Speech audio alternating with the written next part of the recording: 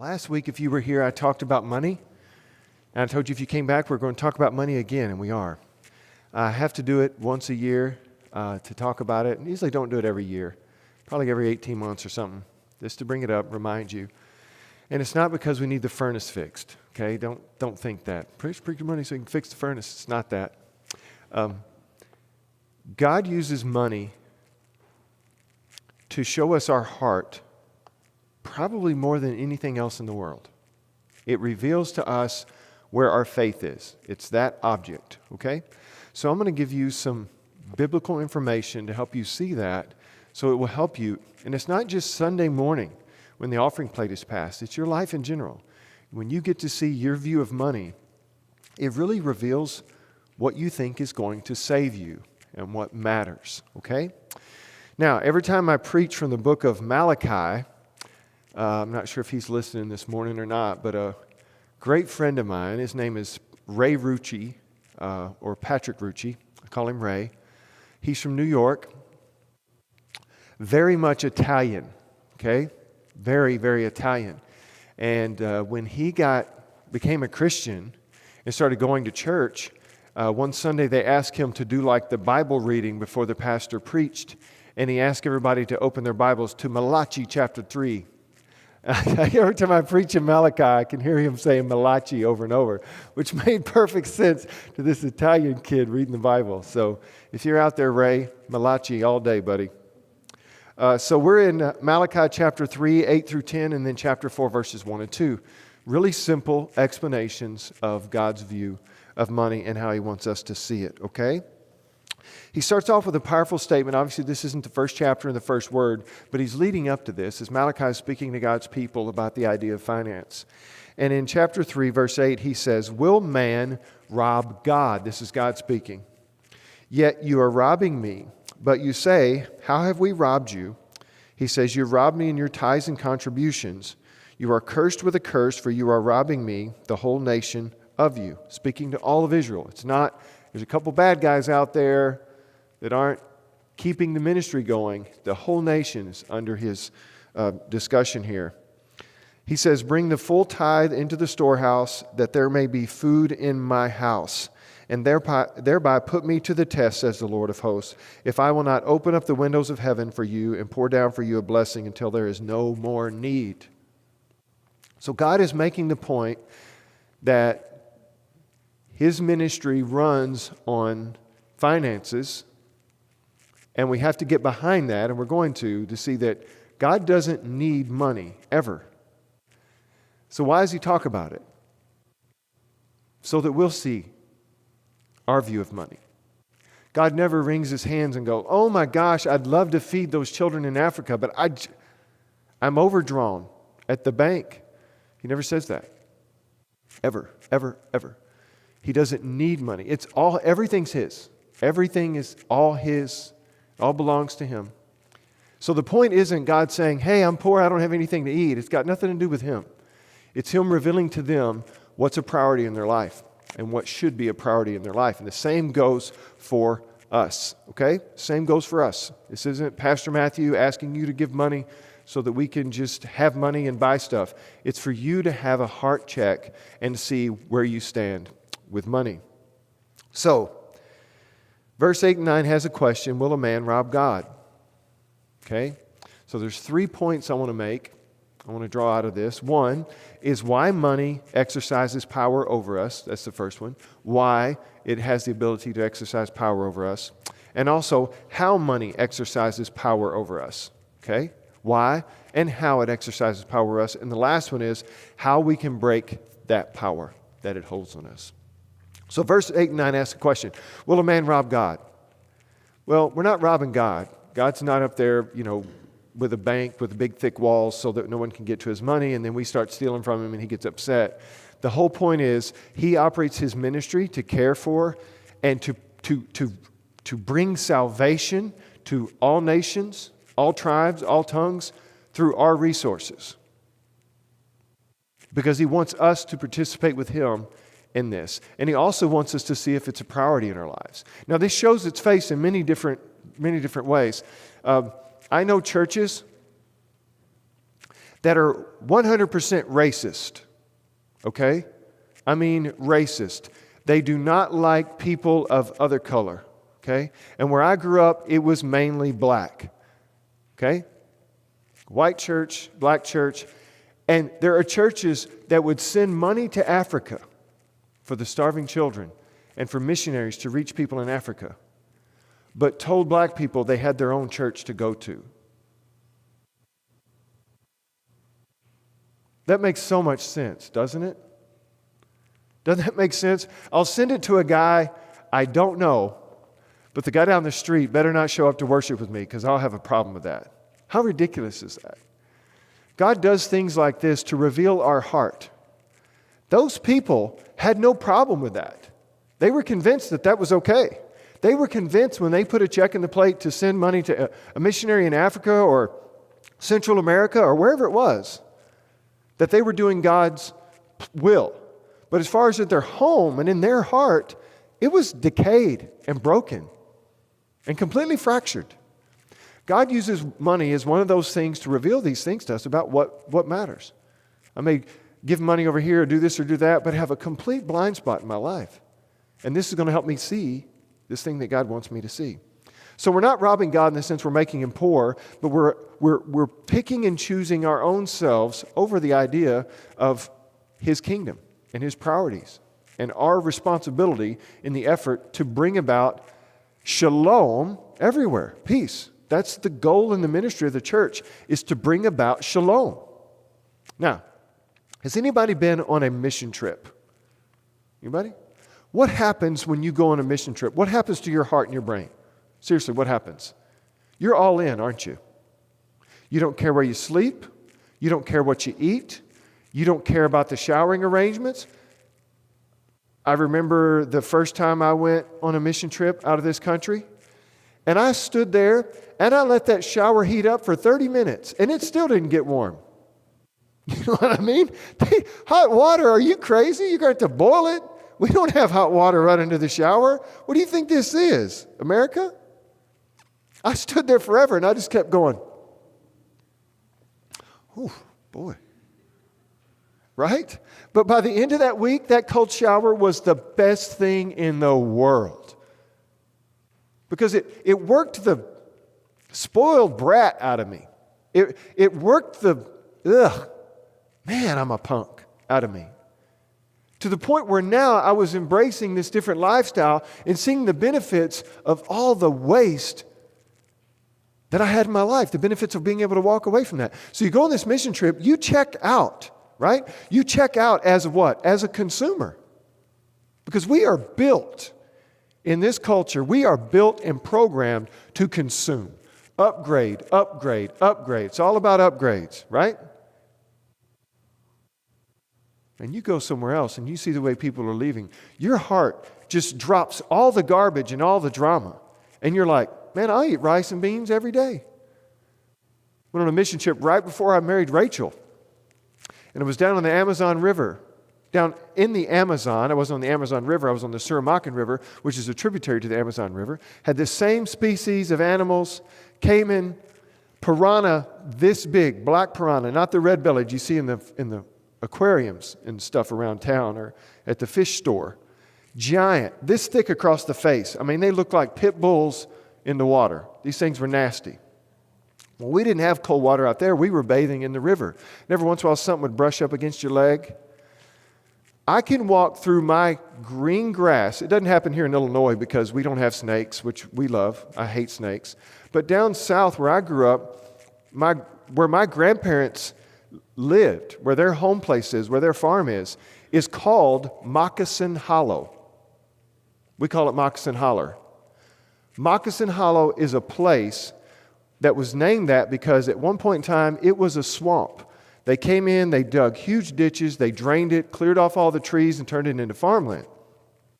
We used to swim in the ditch just down from our granddad's house. When I say ditch, I don't mean like out in front of your house. I mean like a drainage ditch.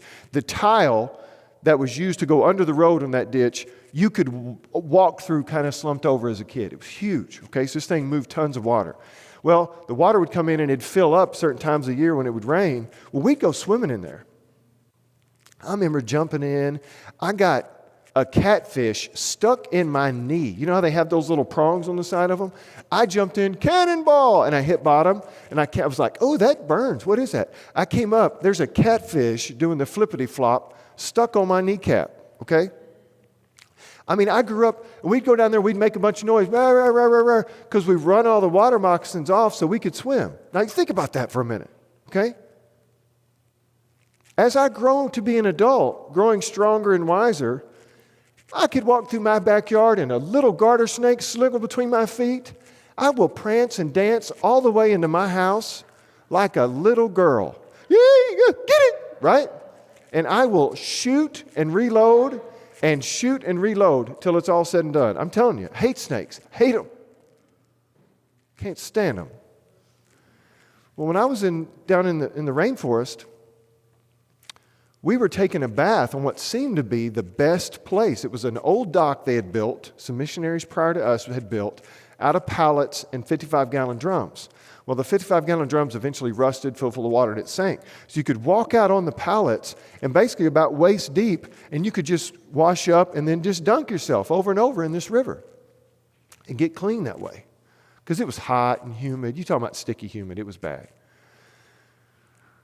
So we're there, and all the people from the village are going down this rocky cliff to get to the water that's about this deep, and they're basically rolling around in it. You know, they're rolling around in the water, and I'm just like, what's the deal? So I asked our translator, I said, what's going on here with the whole rolling around in the water thing? This seems like a better place. Why aren't they using it?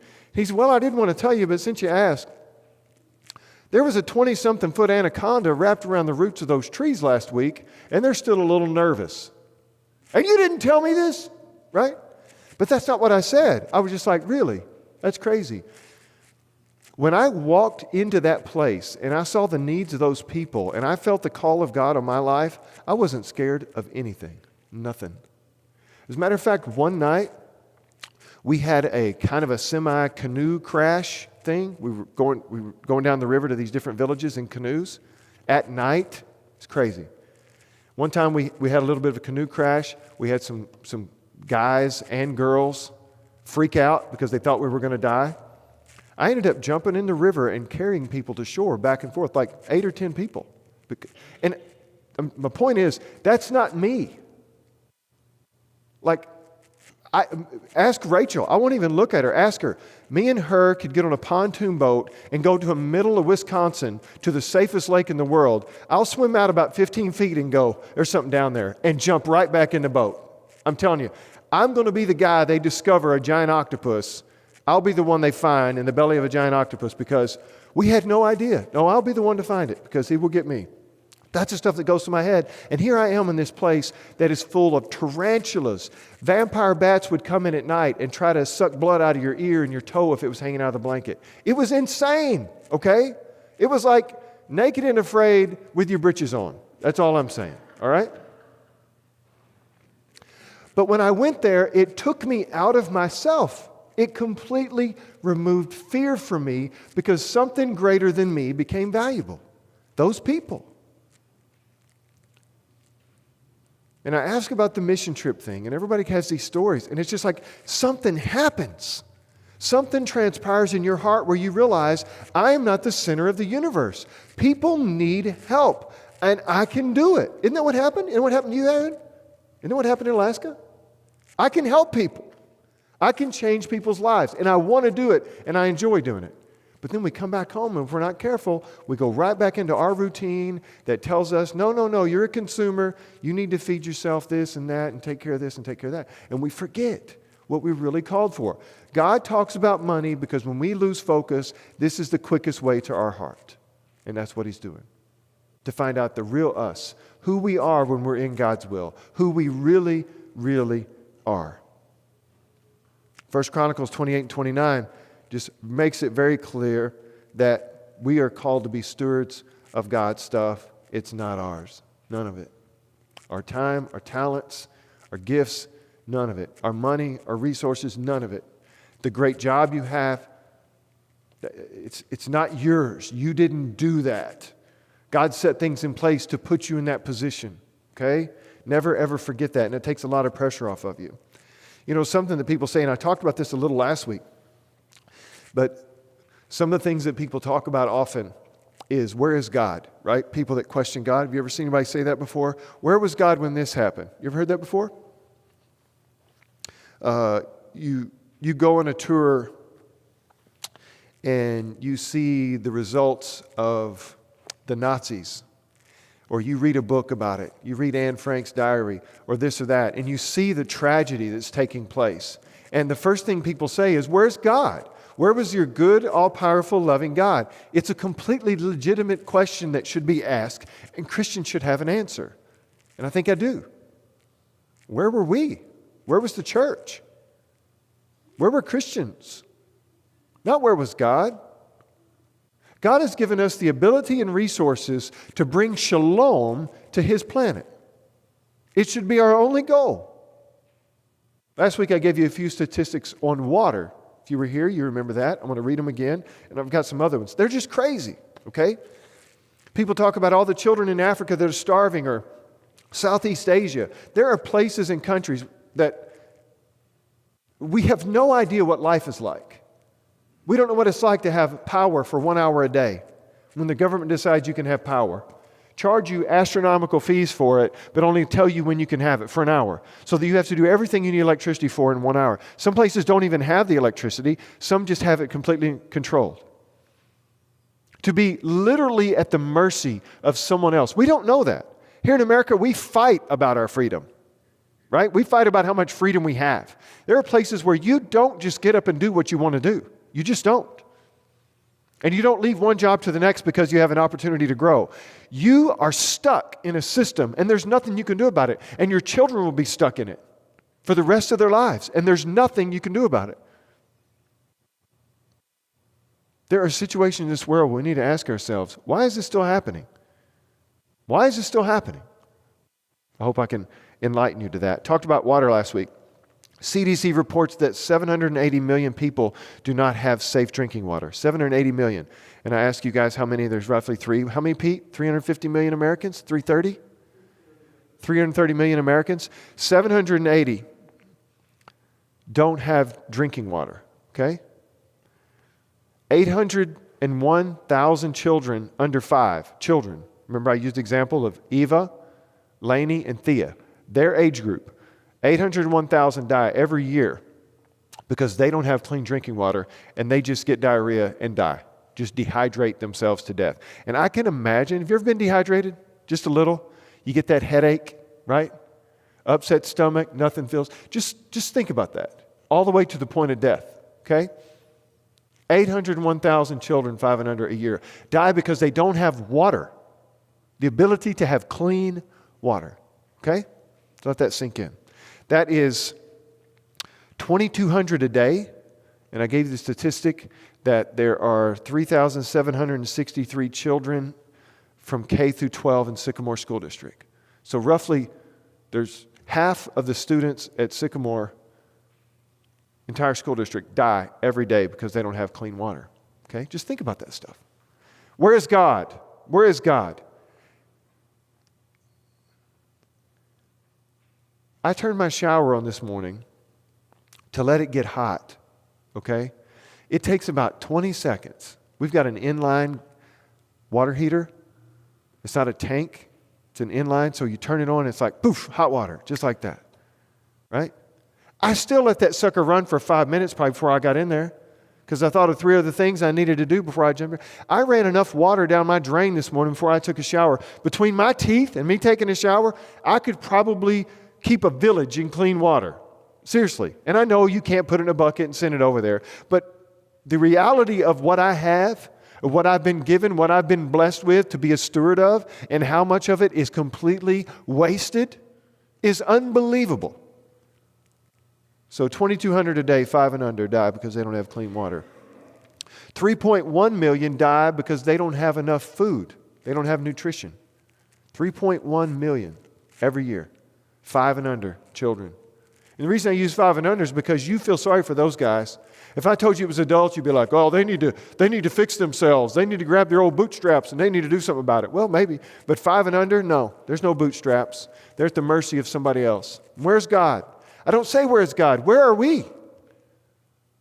We don't know. They're not publishing that on the news. There's nothing, nobody's buying that.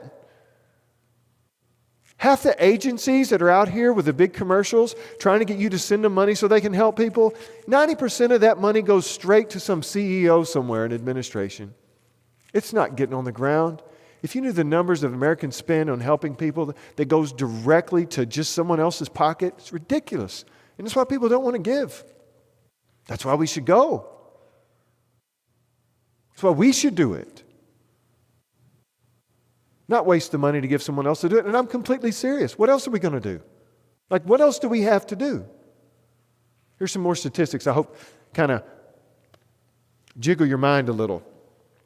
Do you know that Americans eat 17 billion quarts of popcorn each year?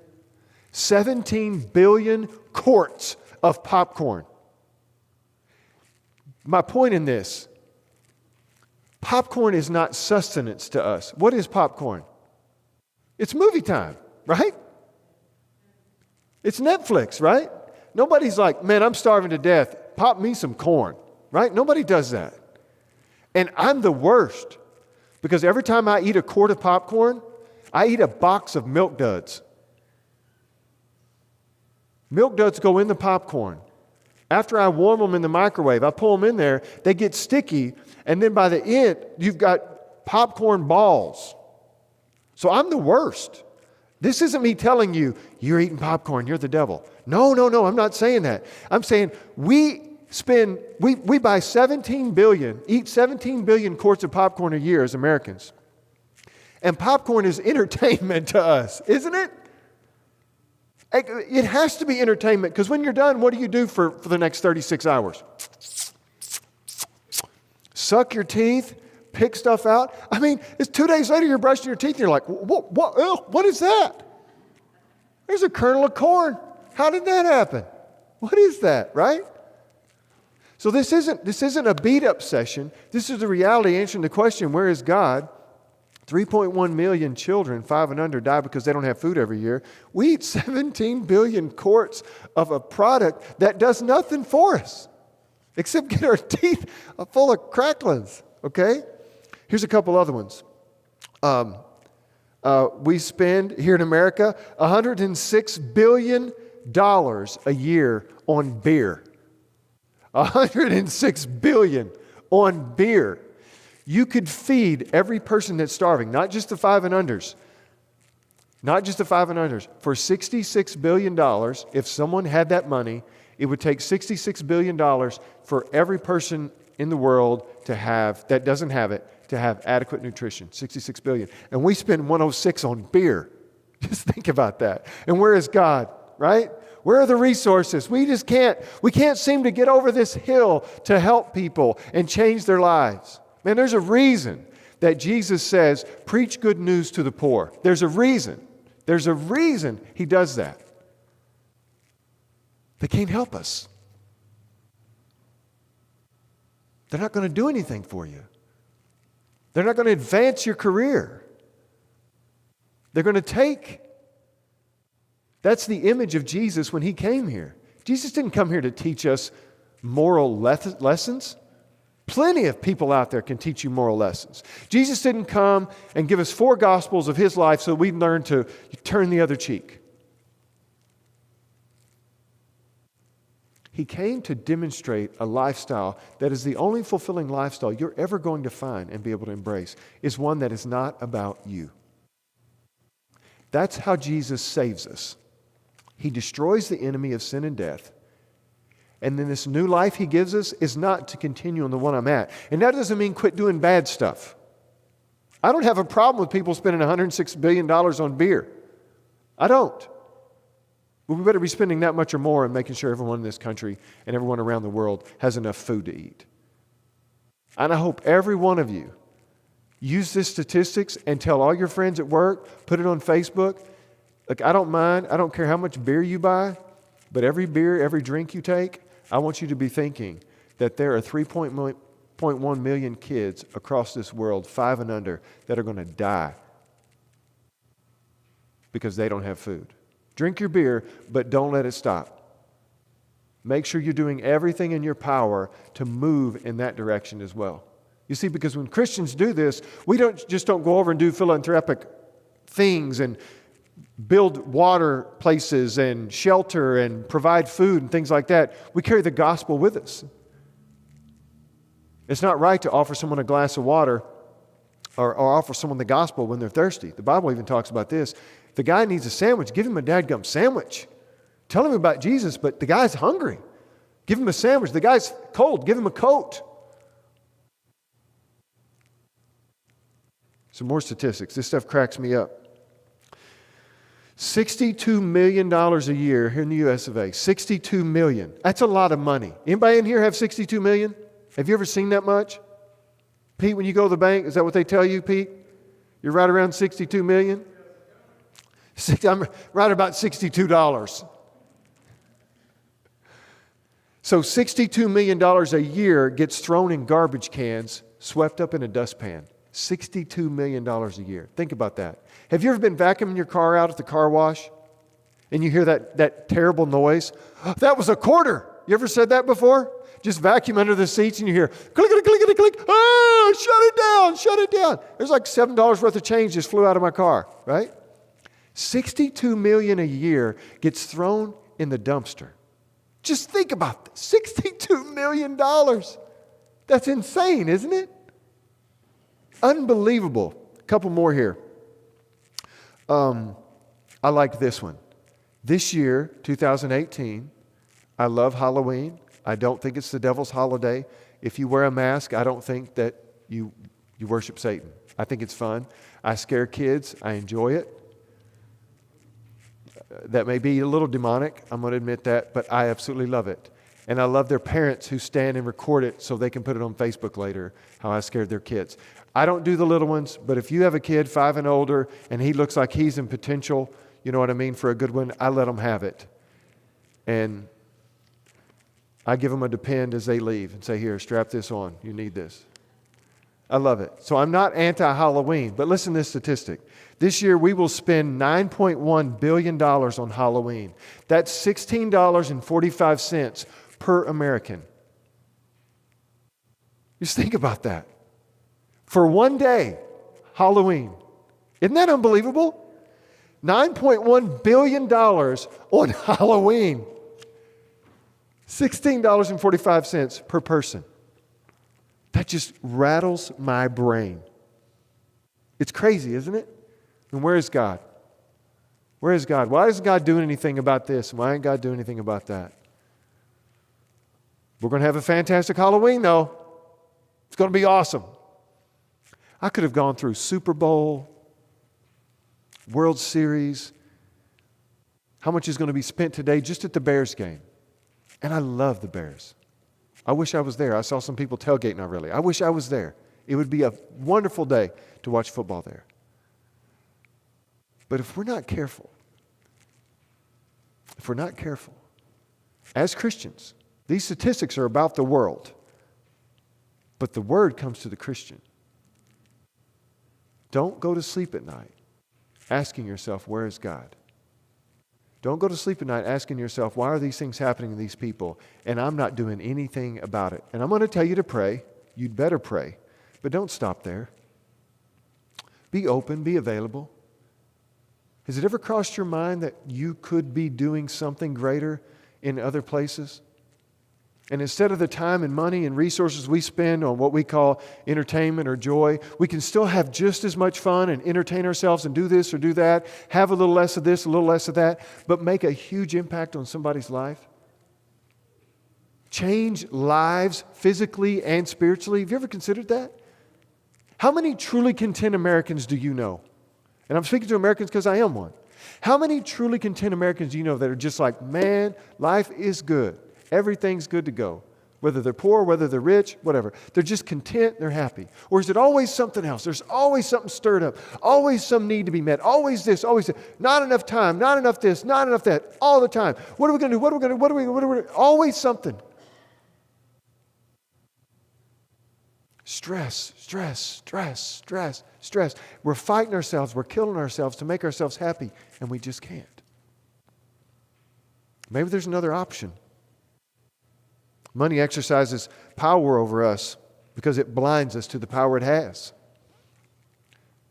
If you were to go to a Catholic priest and ask him about people's confessions, and I use Catholic priest because we don't do a confessional. I've had people confess to me different things, and this has never happened. And I bet if you went and talked to a priest, a professional confession getter, no one comes in and confesses greed, ever. Ever. No one has ever come to me and said, man, I'm just so greedy. It is one of the most hidden sins in the human life because there's not an amount on it.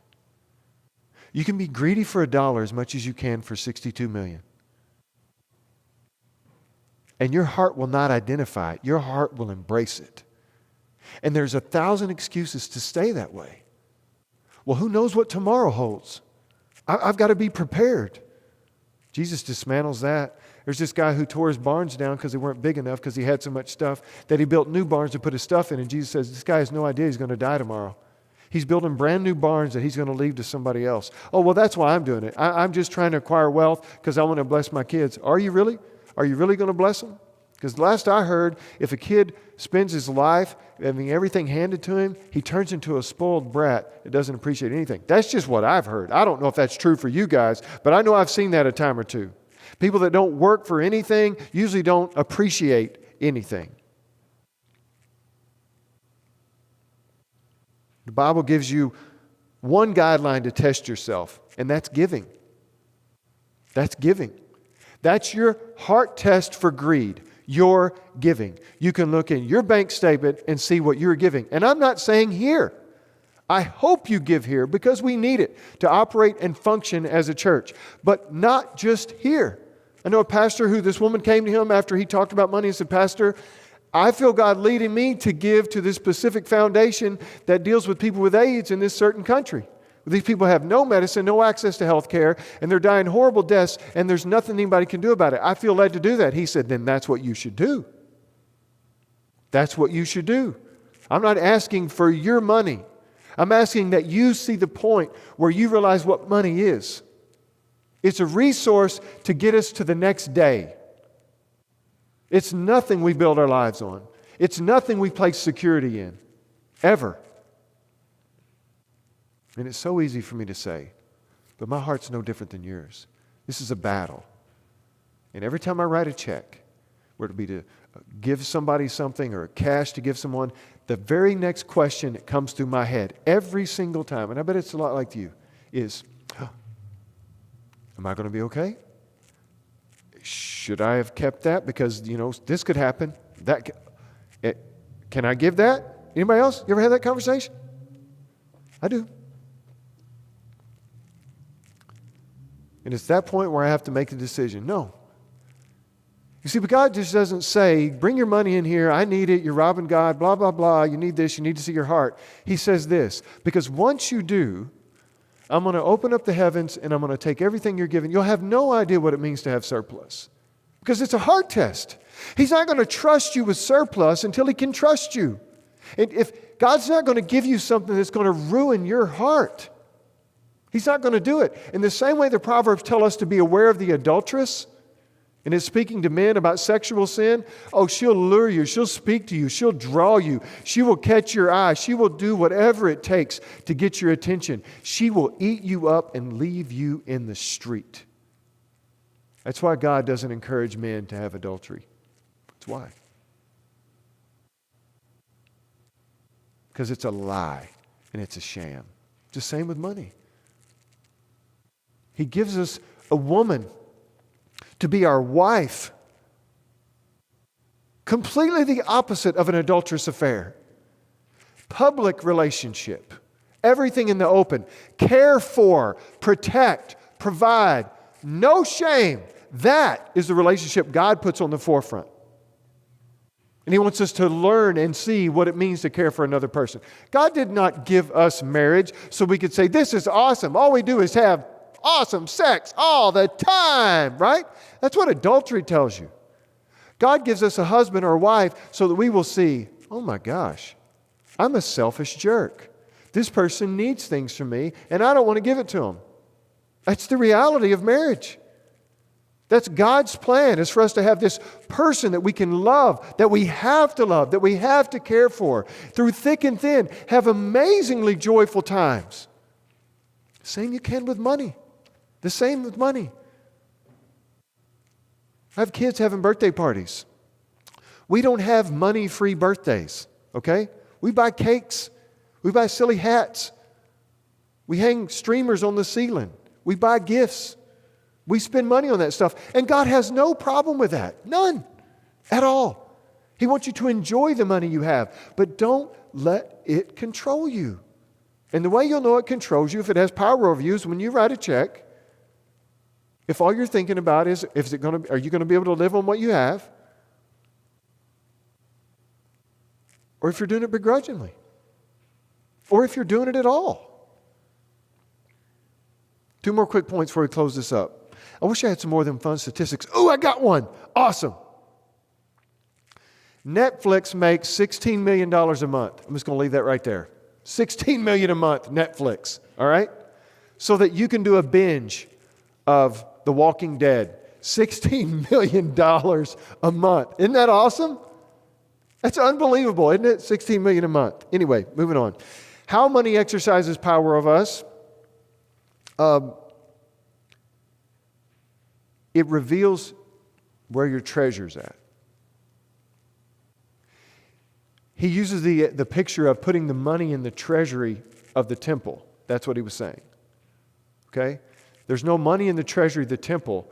The temple priests can't help the poor. They can't help the widows. They can't do this. They can't do that. They can't do ministry. They can't buy the animals for the sacrifices because there's no money to buy those things. It costs money to do those things. They can't help this homeless person because there's no money. There's no cash. Bring your money into the treasury is what God tells them in Malachi, whichever one it is. And when he tells them this, he's not saying the treasury's empty, I can't do anything. He's saying you're putting your money into some treasury all the time. Your money is going to a treasury of some sort all the time. It just may not be the temple treasury, but it's going somewhere. And here's a couple things that are confusing to us as I wrap this up. Money will always show you what you worship. Always. It will always show you where you worship. What you prioritize in your money shows you what matters. It's that simple. And that's why God uses it. Numbers don't lie, do they? They just don't. For some, money serves as a security idol, right? I need this much so that I'm comfortable, so that I'm secure. Okay? I totally get that. You need so much. But don't let it become an idol. All right? Don't wake up every morning looking on the news to see where the Dow's at because you're not going to make it. It's not going to make it. God says He is the one who controls everything. He owns everything. So be careful how much you get caught up in that. For others, money serves as an approval idol. What I wear, what I drive, where I live, that shows that I'm successful. And if I'm successful, people will want to be like me, and therefore they honor me, therefore they're approving of me. For some, money serves as a control. Because I have money, I can control my destiny. I can control my life. I don't need anything from anybody else. I have control. Money can't give you what your heart is hoping that it will. Last illustration. There's this Dr. Leach. He was a professor in a Christian college. 2 women in his class, upon him teaching them about the gospel and the need for people to hear the gospel in other countries, 2 girls in his class both become missionaries and decide together they're going to go reach this unreached people group with the gospel. Their parents don't like it. Their parents are extremely upset. One of the parents calls Dr. Leach and they said, we wanted our daughter to get a master's degree, to get something in the bank, to get some security. That's what she told the doctor, the parents did. He responded, ma'am, we're all on a little ball of rock called Earth, and we're spinning along through space at zillions of miles an hour. Even if we don't run into anything, eventually we're all going to die. Every single one of us. There's a trap door that's going to open up beneath us, and we'll fall either into the eternal arms of God or into absolutely nothing. But maybe we can get some security from a master's degree. You get the point, right? You hear it. You can see it. You see that does make sense. But then ask yourself, where does it lie? Where does your security come from? What happens to get you to that place where you have peace? That is the point. Where's the point where you experience shalom and now you want everyone else to have shalom? It's not going to be from money. It's not going to be from the affirmation of others. It's not going to be when your health gets it where you want it to be. It's not. It's only going to come to the peace that comes from the giver of peace, the Prince of Peace himself, Jesus Christ. He is the only one. And until we see that, we will still continue to be controlled by our relationships, by our finances, by our time, by our health, by our effort. All these things will control us until we have peace in our life through Jesus. So the point of all this money talk is seek Jesus and trust Jesus. And if you think you already are, question that. And money's the quickest way to question it. How much emphasis do I put this on in my life? What are the numbers leading? Where do I have my faith? Where do I put my trust? I'm going to ask Alec and Tegan to come up. I'm going to ask you guys to pray with me. Close your eyes and bow your heads, please. Jesus made one of the most powerful statements in the Bible, especially about money. He says, wherever your treasure is, that's where your heart is. Wherever your treasure is, that's where your heart is. And it can be defined. It can be figured out. It can be seen. And if you were to ask yourself right now and told God, will you show me where my heart's at? He may use money to reveal that. Would you let him? Would you let him walk you through the numbers to reveal where your heart's at? In your money, in your finances, in your time, in your energy, in your prayers or the lack of your prayers? The people in your life that you're seeking out, are you seeking out those you can help, or are you seeking out those that can help you? Where's your treasure? Because that's where you'll find your heart. Father, we thank you for loving us and being good to us. Thank you for being honest and speaking directly to us and helping us understand and see that there is absolutely nothing that you're not willing to do to reveal the truth to us. You want us to know you as you are, and you want us to be. You want us to know you are our true treasure. Thank you in Jesus' name. Amen.